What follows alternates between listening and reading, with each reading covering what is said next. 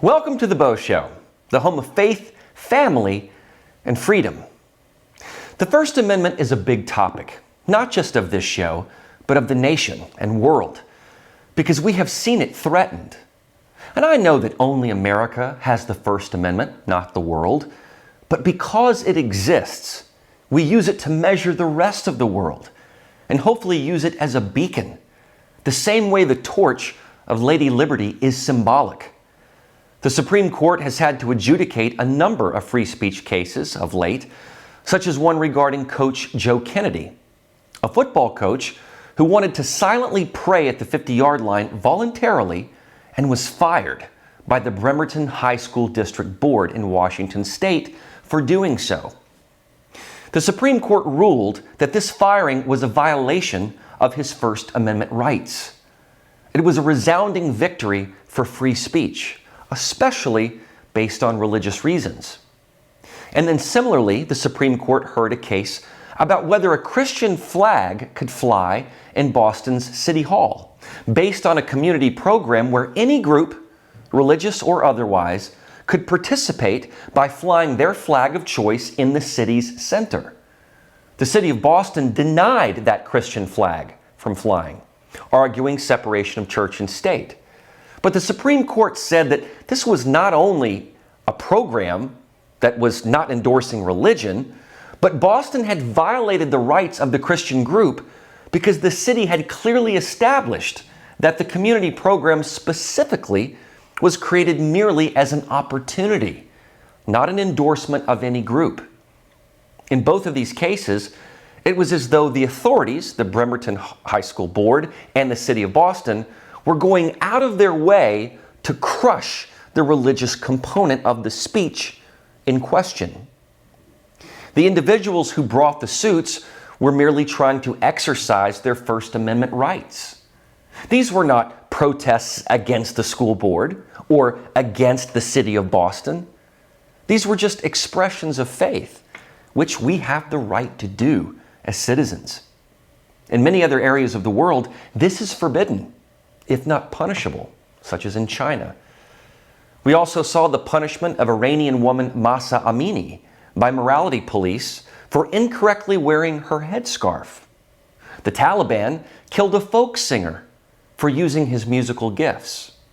So this is why our First Amendment is so critical, because it not only protects Americans, but it sends a pulse throughout the world of what we represent.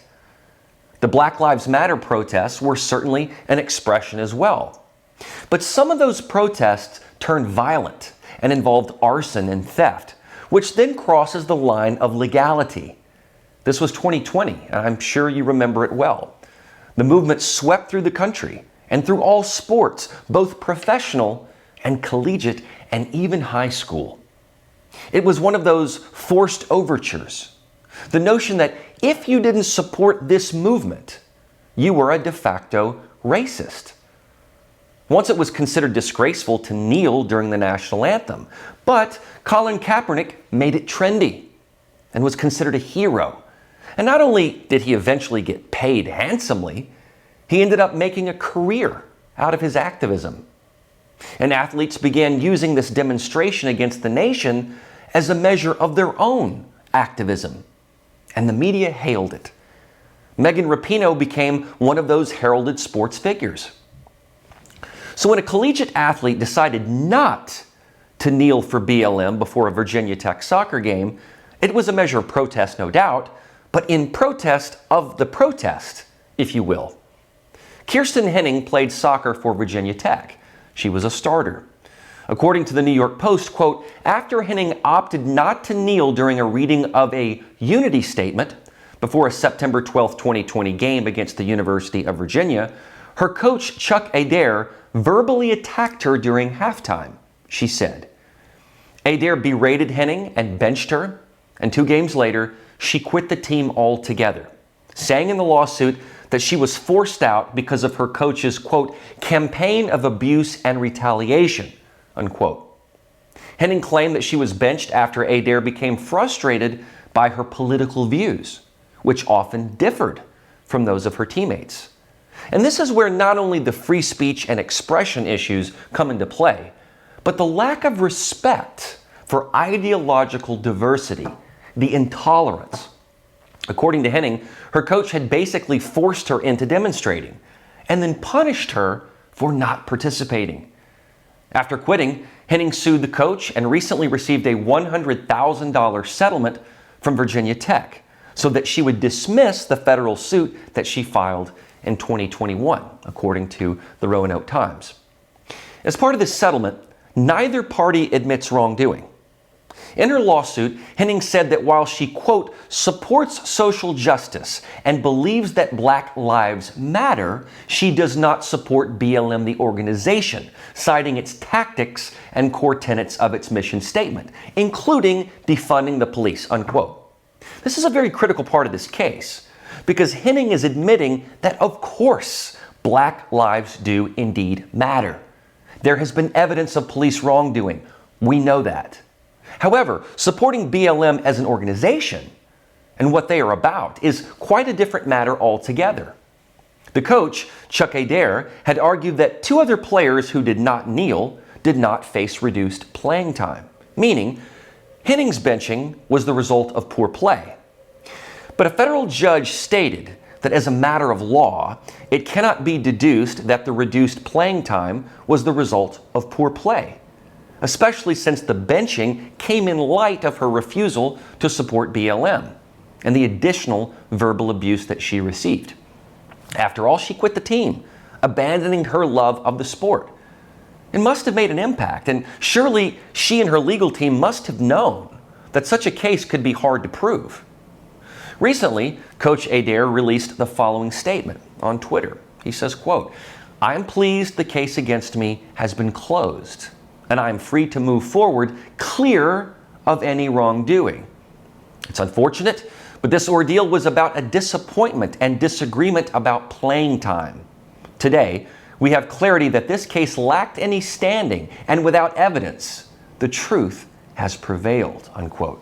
Of course, Adair failed to mention that Henning is getting $100,000 in the settlement. Now, wouldn't that make a difference after you've just said you were clear of all wrongdoing? It is clear that he was in the wrong because she's the party getting the settlement money. My guess is that Virginia Tech probably knew that this case could wind up in the Supreme Court, just like Coach Kennedy's did. And it would look bad on him and the university. Here's how Henning described how it felt to be berated by her coach.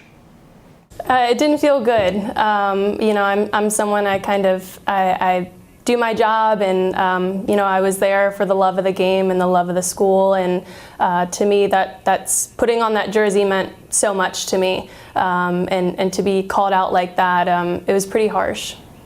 In speaking about the level of pressure that was placed on athletes to compel their speech or expression, here was her take. It's unfortunate, the political climate that was made in college sports, and not even college sports, but just everywhere.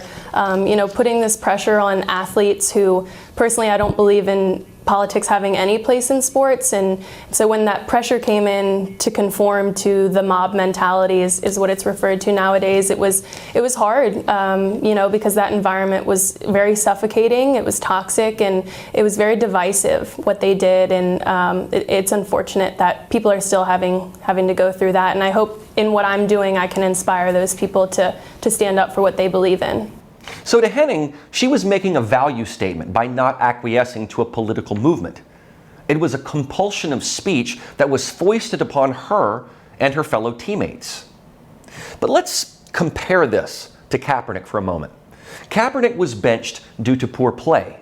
He became second string, and thereafter he began kneeling during the anthem and created the stir. Now, on the contrary, Henning was benched because of her opposition to the pressure and compelled speech, because she did not agree with the BLM movement core tenets, and then faced reduced playing time and even quit. Henning was punished for her speech. Kaepernick was rewarded.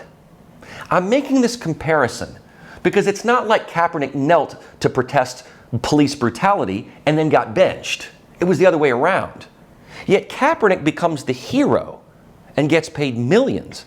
Henning received $100,000 and the coach still admits no fault. You would think that if this coach truly cared about his players, he would want to ensure that every girl on that team knew her intrinsic value to the team. If you have a great player who's in a slump, it is your job as a coach to help that player compete at the top level again. By the statement issued from Coach Adair, I see no care or concern for his former player at all.